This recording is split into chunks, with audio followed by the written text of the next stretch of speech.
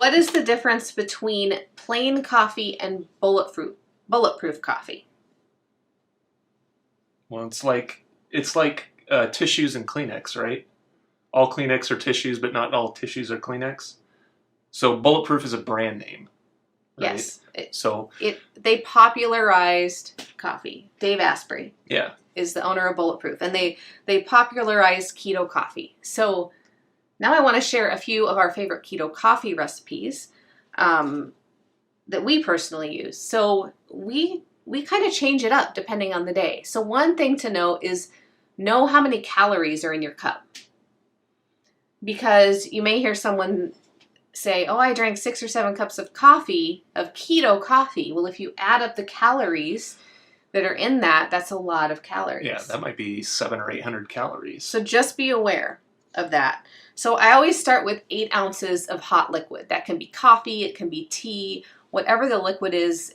You can actually do this with bone broth or with broth. So there's a lot of options for that hot liquid. Traditionally, it's coffee.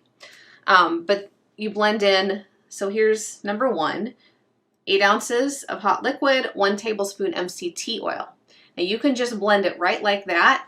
It'll take 30 to 60 seconds blending on a high speed. So you want to make sure you have a container that's fairly tall, because you put that blender down in there and the coffee comes right up. Yeah.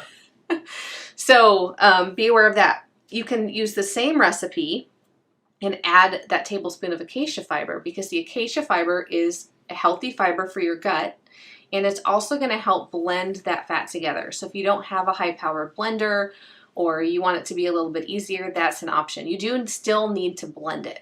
So the magic with the keto coffee is blending it. So that can work with one of those milk frothers. You can get like a rechargeable milk frother for something like $20 on Amazon.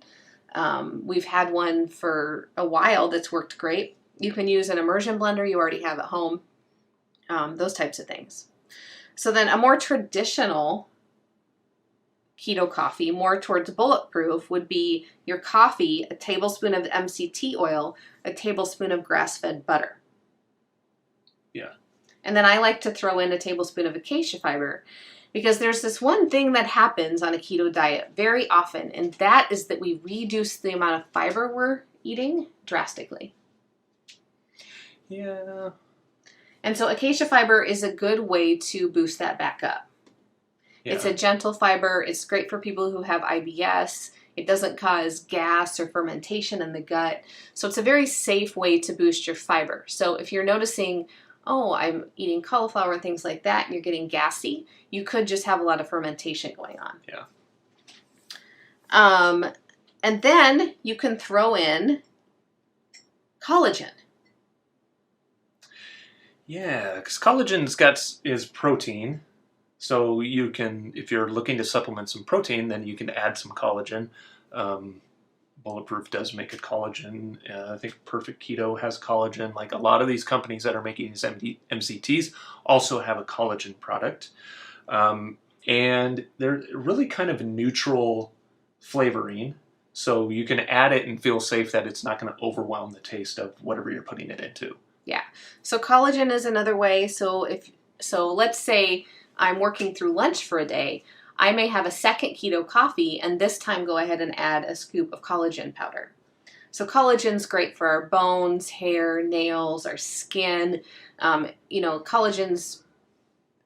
Well, it's a protein, but it's not going to be listed the same way because it's missing a few of the essential amino acids that, for labeling regulations, would count as a full gram of protein, right? So, so it is marked on the label, not a complete protein. Right. Yeah.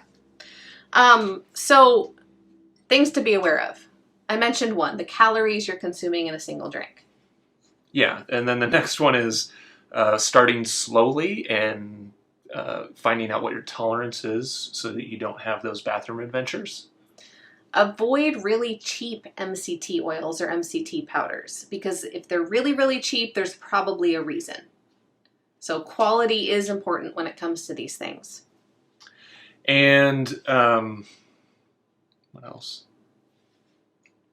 Yeah, so research is showing that coffee can increase blood ketones and increase lipolysis. So lipolysis is a fancy name for fat burning. So coffee is also a mild appetite suppressant. So for those of you who are saying, well, is coffee really even good to have on a keto diet? It can actually be. But if you don't drink coffee, that's not necessarily a great reason to start. Yeah, and coffee is also known to have a lot of antioxidant properties, polyphenols and things in it that are good for you just by themselves outside of the ketones are boosting.